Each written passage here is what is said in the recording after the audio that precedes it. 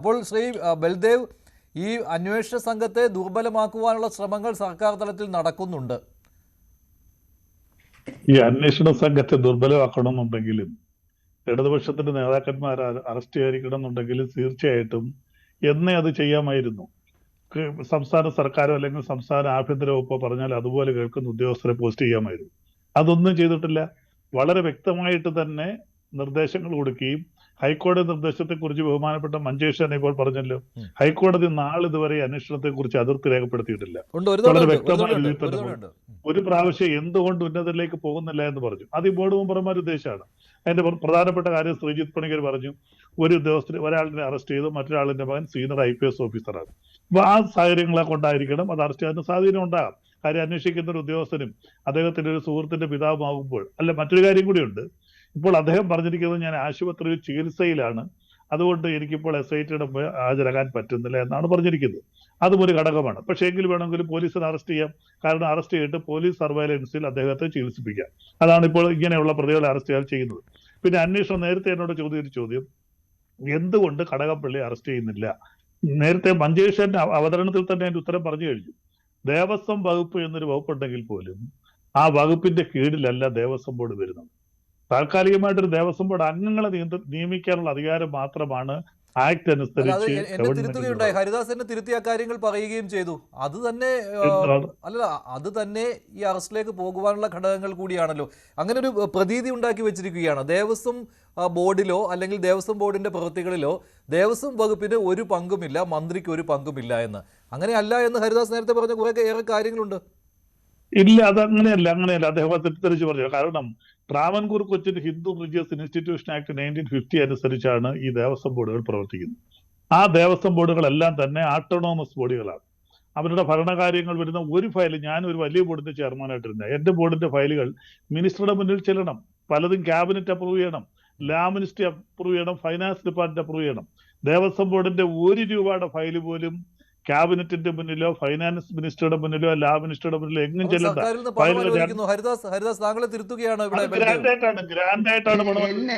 എന്നെ തിരുത്തിയത് കൊണ്ടൊന്നും ആയില്ല. കാരണം അദ്ദേഹം പറഞ്ഞത് വകുപ്പാണ്.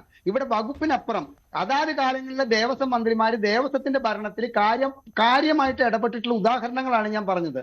അത് G. സുധാകരനായാലും മറ്റേ കടകംപള്ളി സുരേന്ദ്രനായാലും ഇപ്പൊ ഭരിക്കുന്ന ദേവസ്വം മിനിസ്റ്റർ ആയാലും അതാത് കാലം ദേവസ്വങ്ങളുടെ ഭരണത്തിൽ അതാത് കാലത്തെ മന്ത്രിമാരെ ഇടപെട്ടിട്ടുണ്ട് എന്നുള്ള കാര്യത്തിൽ യാതൊരു സംശയവുമില്ല.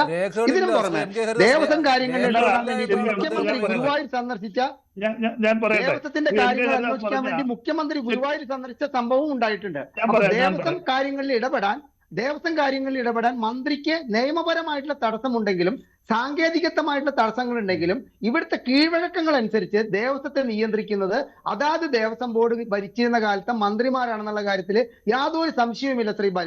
ശ്രീബലൻ അല്ല, അത് ശരിയാ. അദ്ദേഹം പറഞ്ഞത് ഒരു കാര്യം ശരിയാണ്. ദേവസ്വം ബോർഡിനെ നിയമിക്കുന്നത് അതാ ഗവൺമെന്റുകളാണ്. അതുകൊണ്ട് തന്നെ ആ ഗവൺമെന്റിന് ആ ദേവസ്വം ബോർഡിന്റെ മുന്നിൽ അധികാരം ഉണ്ടാകാം.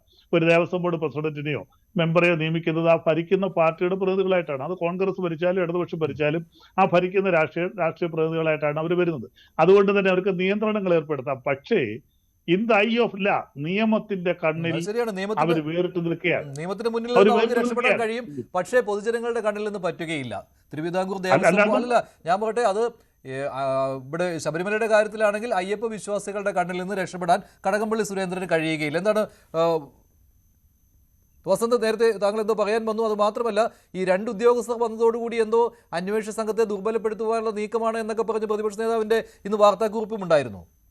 2-3 കാര്യങ്ങളിൽ ഉത്തരമുണ്ട്. ഒന്ന്, ഹൈക്കോടതിയുടെ ഭാഗത്ത് നിന്ന് രൂക്ഷമായ വിമർശനം ഈ അന്വേഷണത്തിന് നേരെ ഉണ്ടായിട്ടില്ല എന്ന മഞ്ജുഷിന്റെ റീഡിംഗ് അടക്കം തെറ്റാണ്. കാരണം നിങ്ങൾ പറയുന്നത്, അതായത് ഈ മഞ്ജുഷ എന്ന് പറഞ്ഞത് ഞാൻ വിശ്വസിക്കുന്നില്ല. ഇടതുപക്ഷം പറയുന്നത് ഇത് പരിഗണിച്ചത്, അതായത് രൂക്ഷമായ വിമർശനം ഉണ്ടായ 86 പേജിൽ ഏതാണ്ട് 9-10 തവണ ബിഗ് ഗൺസ് എന്ന് പറയുന്ന ഓർഡർ ഉണ്ടായത് ജാമ്യം പരിഗണിക്കുന്ന ജസ്റ്റിസ് ബദറുദ്ദീന്റെ ബെഞ്ചാണ്.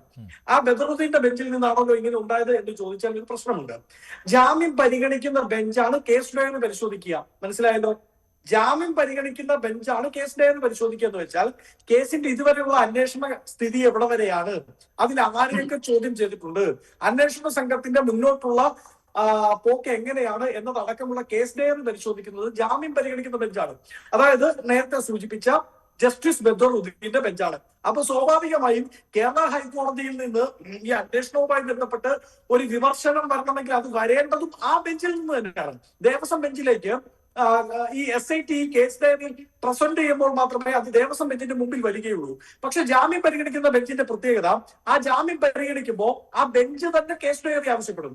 ആ കേസ് ഡയറി ആവശ്യപ്പെട്ട് ആ കേസ് ഡയറിയിലെ മുന്നോട്ട് പോകലുകൾ ഇത്രമാത്രം പോരാ എന്ന് മനസ്സിലായത് കൊണ്ടാണ് ജസ്റ്റിസ് ബദറുദ്ദീന്റെ, ബഹുമാനപ്പെട്ട കേരള ഹൈക്കോടതിയുടെ ജസ്റ്റിസ് ബദറുദ്ദീന്റെ ബെഞ്ച് പറഞ്ഞത് ബിഗ് ഗൺസിലേക്ക് നിങ്ങൾ പോകുന്നില്ല എന്ന്. അതുകൊണ്ട് തന്നെ കേരള ഹൈക്കോടതി വളരെ നിശ്ചിതമായി വിമർശിച്ചിട്ടുണ്ട്. രണ്ട്, അന്വേഷണ ഉദ്യോഗസ്ഥരുമായി ബന്ധപ്പെട്ട ഒരു കാര്യം പ്രിയപ്പെട്ട ബലദേവ് സച്ചിദാനന്ദൻ പറയുകയുണ്ടായി. അദ്ദേഹം പറഞ്ഞെന്താ, ഞങ്ങൾക്ക് നേരത്തെ ഇടപെടാമായിരുന്നല്ലോ, ഞങ്ങൾ കണ്ടെത്തിയ ഉദ്യോഗസ്ഥരല്ലേ. തെറ്റാണ് കേട്ടോ. കേരളത്തിന്റെ ഹൈക്കോടതി ഹാൻഡ് പിക്ക് ചെയ്യുന്ന ഉദ്യോഗസ്ഥരാണ്. ഈ SIT രൂപീകരിക്കുമ്പോ ദേവസ്വം ബെഞ്ച് വളരെ കൃത്യമായി ഞങ്ങൾ ഇത് അന്വേഷണ ഉദ്യോഗസ്ഥരെ സെലക്ട് ചെയ്യാൻ പോവുകയാണ്, നിങ്ങൾക്ക് എന്തെങ്കിലും എതിർപ്പുണ്ടോ എന്ന് കേരള ഗവൺമെന്റിനോട് ചോദിച്ചപ്പോ കമാന്ന് ഒരു അക്ഷരം ഗവൺമെന്റ് മിണ്ടിയിട്ടില്ല. അതുകൊണ്ട് തന്നെ കേരള ഹൈക്കോടതി ഹാൻഡ് പിക്ക് ചെയ്ത ഉദ്യോഗസ്ഥരാണ്. അതിൽ സംസ്ഥാന സർക്കാരിന് യാതൊരു തരത്തിലുള്ള റോളും ഉണ്ടായിരുന്നില്ല എന്നതാണ് യാഥാർത്ഥ്യം. ആ ഒരു ഗുണം ഹൈക്കോടതിയിൽ നിന്ന് കിട്ടിയ ഒരു വിശ്വാസം, അതുകൊണ്ടാണ് അവർ ആദ്യഘട്ടത്തിൽ ഒരുപാട് മുമ്പോട്ട് പോയത്. ഹൈക്കോടതി പറഞ്ഞു നിങ്ങൾ ആരോടും റിപ്പോർട്ട് ചെയ്യണ്ട, സാധാരണ SIT-കൾ ഇമ്മീഡിയറ്റ് ഓഫീസറിനാണ് റിപ്പോർട്ട് ചെയ്യുക. പക്ഷെ ഈ കാര്യത്തിൽ ഹൈക്കോടതി പറഞ്ഞു അതിന്റെ ആവശ്യമില്ല, നിങ്ങൾ ഞങ്ങളോട് റിപ്പോർട്ട് ചെയ്യും, ക്ലോസ്ഡ് കോർട്ടിൽ ഞങ്ങൾ കേൾക്കാം നിങ്ങളുടെ വാദം, വേറെ ആരും വേണ്ട, AG പോലും കേൾക്കില്ല എന്ന് ഉറപ്പ് കൊടുത്തു. പക്ഷേ രണ്ടാമത്തെ ഘട്ടത്തിലേക്ക് എത്തിയപ്പോ ഈ സംസ്ഥാന ഗവൺമെന്റിന്റെ ഉദ്യോഗസ്ഥർ തന്നെയാണല്ലോ ഇവർ. സ്വാഭാവികമായും അവർ പെൻഷന് വേണ്ടി, പ്രൊമോഷന് വേണ്ടി, ട്രാൻസ്ഫറിന് വേണ്ടി മുമ്പിൽ പോയി നിൽക്കേണ്ടത് ഇതേ സംസ്ഥാന ഗവൺമെന്റിന്റെ പോലീസ് അസോസിയേഷനിലുള്ള മേൽപ്പടിയന്മാർ മുമ്പിലാണ്. അപ്പൊ സ്വാഭാവികമായും അവരുടെ മേൽ ഞാൻ നേരത്തെ സൂചിപ്പിച്ച ഒരു ഹാൻഡ് കഫ്, അതായത് ഹൈക്കോടതി ഹാൻഡ് പിക്ക് ചെയ്തവരെ ഒരു ഹാൻഡ് കഫ് ഗവൺമെന്റ് ഇട്ടിട്ടുണ്ടോ എന്ന് സംശയിച്ചാൽ നമുക്ക് അതിനകത്ത് ഉത്തരം മാറി നിൽക്കാൻ പറ്റില്ല. ഇനി ഒരു കാര്യത്തിൽ കൂടി വ്യക്തത വരുത്താം, അത് പ്രേക്ഷകർക്ക് വേണ്ടിയാണ്. ശ്രീ ബലദേവ് സച്ചിദാനന്ദൻ പറഞ്ഞത് ശരിയാണ്. Travancore and Cochin religious act 1950 അതാണ് ദേവസ്വം ബോർഡിനെ രൂപീകരിക്കുന്നത്.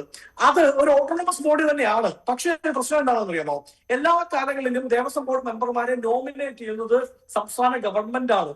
അപ്പൊ നോക്കൂ, UDF ഭരിക്കുമ്പോൾ UDF നോമിനേറ്റ് ചെയ്യുന്നവരാണ് ദേവസ്വം ബോർഡിൽ വരുന്നത്. അവരുടെ മേൽ പാർട്ടിക്ക്, കോൺഗ്രസ് നോമിനേറ്റ് ചെയ്യുന്നവരുടെ മേൽ പാർട്ടിക്ക് സ്വാഭാവികമായും ഒരു അദൃശ്യമായ കൺട്രോൾ ഉണ്ട്. അത് സത്യമാണ്. ഈ പത്മകുമാർ ആരാണെന്നേ, പത്മകുമാറിന്റെ രാഷ്ട്രീയ ചരിത്രം എന്താ? VS പിണറായി പക്ഷ പോരിന്റെ കാലത്ത് പിണറായി കണ്ടെത്തി വളർത്തിക്കൊണ്ട് വന്ന പത്തനംതിട്ടയിലെ നേതാവാണ്. പിണറായി പക്ഷത്തിന്റെ ഗ്രൂപ്പ് മാനേജറാണ്. അങ്ങനെ പിണറായിയുമായി അത്രമാത്രം ആത്മബന്ധമുള്ള ഒരു നേതാവാണ് പത്മകുമാർ. ആ പത്മകുമാർ ഇത് നാളെ തൊട്ട് നിങ്ങൾ ദേവസ്വം ബോർഡിന്റെ പ്രശ്നമുണ്ടാണ്, നാളെ തൊട്ട് നമ്മൾ തമ്മിൽ വിളിക്കില്ല, ഞാൻ നിന്നെ വാട്സപ്പിൽ ബ്ലോക്ക് ചെയ്യുന്നു, നീയും എന്നെ ബ്ലോക്ക് ചെയ്തേക്കൂ, ഇൻസ്റ്റാഗ്രാമിൽ എന്റെ പോസ്റ്റിൽ ലൈക്ക് ചെയ്യരുത്, നമ്മൾ തമ്മിൽ കണ്ടാൻ മിണ്ടരുത്, നീ ആ വഴി പോകും ഞാൻ ഈ വഴി പോകും, അങ്ങനെയൊന്നും അല്ല കാര്യങ്ങൾ. അങ്ങനെയൊക്കെ ആരെയാണ് നിങ്ങൾ പറഞ്ഞു? അത് മാത്രമല്ല, കള്ളത്തരം പിടിക്കപ്പെടുമ്പോൾ മാത്രമേ ഉള്ളൂ എനിക്കൊരു പങ്കുമില്ല എന്ന് പറഞ്ഞ് മാറി നിൽക്കുന്നു. ബാക്കി എല്ലാ സമയത്തും ദേവസ്വം ബോർഡുകളുടെ പ്രവർത്തനങ്ങളിൽ സർക്കാർ ഇടപെടുന്നത് അഭിമാനത്തോടു കൂടി തന്നെയാണ് കാണുന്നത്. ഏറ്റവും ഒടുവിൽ അയ്യപ്പ സംഗമ സമയത്തും അങ്ങനെ തന്നെയാണല്ലോ. ആരാണ് മുന്നിൽ നിന്ന് അയ്യപ്പ സംഗമം നടത്തിയത്? സംസ്ഥാന സർക്കാരാണ്. തിരുവിതാംകൂർ ദേവസ്വം ബോർഡ് എന്നൊക്കെ ആ വിമർശനം വന്ന സമയത്ത്, വിവാദം ഉയർന്ന സമയത്ത് അങ്ങ് പറയുന്നു എന്നല്ലാതെ മുന്നിൽ നിന്ന് പട നയിച്ചത് VN വാസവൻ മന്ത്രി തന്നെയാണ്. അവിടെ വന്ന് സമ്മേളനം ഉദ്ഘാടനം ചെയ്തത് മുഖ്യമന്ത്രി തന്നെയാണ്. അപ്പോൾ ഇതൊക്കെ എല്ലാവർക്കും അറിയാവുന്നതാണ്. പക്ഷേ എന്തെങ്കിലും കുഴപ്പം സംഭവിക്കുമ്പോൾ ഞങ്ങൾക്കൊരു പങ്കുമില്ലേ എന്ന് പറഞ്ഞ് കൈ കഴുകുകയും ചെയ്യും. ശ്രീ ബൽദേവ് സച്ചിദാനന്ദൻ, അത് എല്ലാ ദേവസ്വം മന്ത്രിമാരുടെ കാലത്തും ഇത് തന്നെയാണ്. അതിപ്പോൾ KC വേണുഗോപാൽ നേരത്തെ ദേവസ്വം വകുപ്പിന് തലപ്പത്തിരുന്ന സമയത്തും ഇങ്ങനെയൊക്കെ തന്നെ ആയിരുന്നു. നിയമനത്തിലും അതുപോലെ തന്നെ മറ്റു കാര്യങ്ങളിലുമൊക്കെ ഇതെല്ലാം ഉണ്ടായിട്ടുണ്ട്.